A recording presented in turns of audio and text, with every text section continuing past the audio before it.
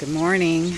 It's 7:49 the next morning, and it's still raining. It's cold, about 40 degrees. This is about what happened. The patio furniture that we did leave out kind of did finally move around.